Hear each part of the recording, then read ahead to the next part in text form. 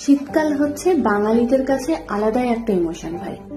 যেমন হচ্ছে গরম গরম দোলেন গুড়ের রসগোল্লা, আবার সাথে জয়নগরের মোয়া, দুপুরের রোদে ছাদে বসে বসে কমলা লেবু খাওয়া, আবার পৌষ মাস আসতে না আসতেই পিঠে পুলির উৎসব। শীতকাল মানে হচ্ছে বাজারে নানা ধরনের সবজি, আর যেদিকেই তাকাবে বিভিন্ন ধরনের সুন্দর সুন্দর ফুল। শীতকাল মানে হচ্ছে ফ্যানের সাথে আড়ি আর ব্ল্যাঙ্কেটের সাথে ভাব।